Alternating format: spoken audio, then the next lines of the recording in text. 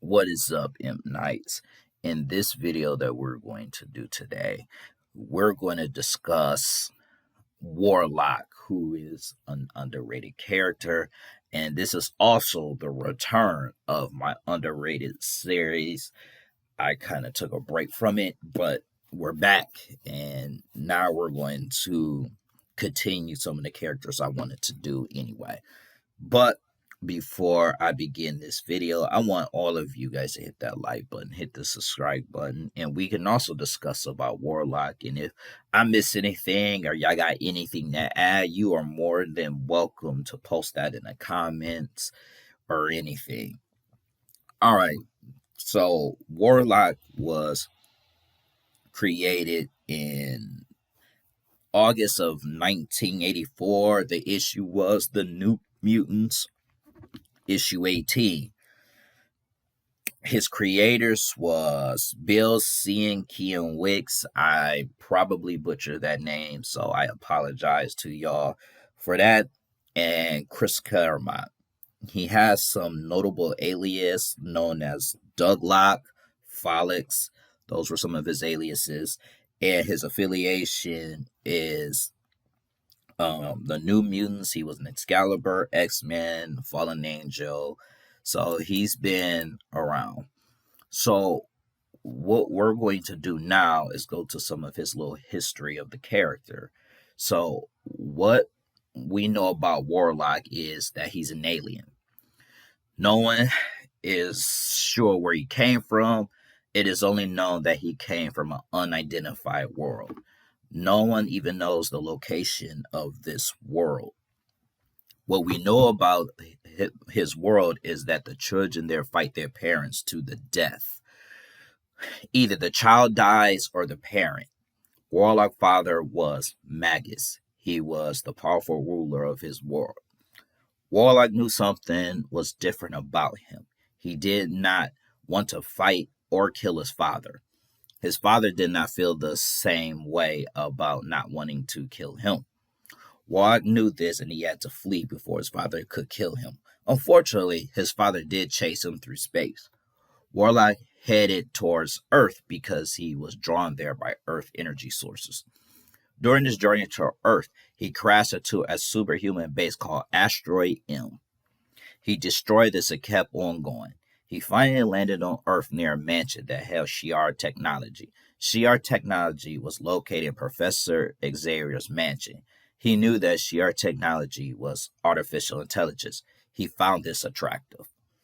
Professor Charles' mansion became his new home. In this home were two types of superhuman mutants. One was the X-Men, the other was called New Mutants. Warlock was scared and bullied by the New Mutants. They almost killed him by draining the life out of him. They did this because they were afraid of him. They could not communicate with him, and he could not communicate with them.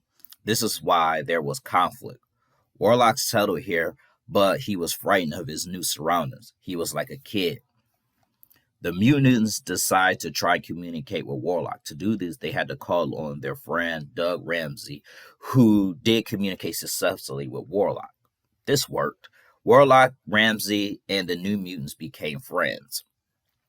Doug Ramsey's new name as a member of the New Mutants was Cypher. Since he had friends with New Mutants and allies of the X-Men, he stayed on the planet Earth. This was not easy because he needed to look human and drain the life glow of organic being to sustain life. One of Warlock's powers that he could make himself appear to be human. He did this all the time he was on Earth. He did have some problems on Earth. Amora, the Enchantress, kidnapped the New Mutants to Asgard. Warlock was under control of Hela. She did allow him to leave because she thought he had a lot of potential. Warlock worried about his friend Doug. He protected him. After finally leaving Asgard, Warlock and the New Mutants was guided by Magneto. Warlock powers that he is a shapeshifter. He can change his shape to organic form to appear human when necessary. He's able to survive within the vacuum in space. He can inject a techno-organic virus into an object, making it look like him, and then draining and take his energy. He can also absorb pure energy such as electricity outlet. He does not have a warlike tendency like his race. He uses energy to help fight his battle. Warlock was injected with nanotechnology. This gave his body the ability to turn into a weapon, to take on a different form, and to even repair its own mind. This also gave him to create force fields when needed. Also, we learned that Warlock come from a planet called Kavik. I guess that's how you say it. It is a dead planet, and it's the home planet of technarchy. And so, pretty much, we learn later that Warlock is what you call a technarch, which is a race of species that drains life from you, as well as shape shifting. Another thing is that Warlock ends up getting killed.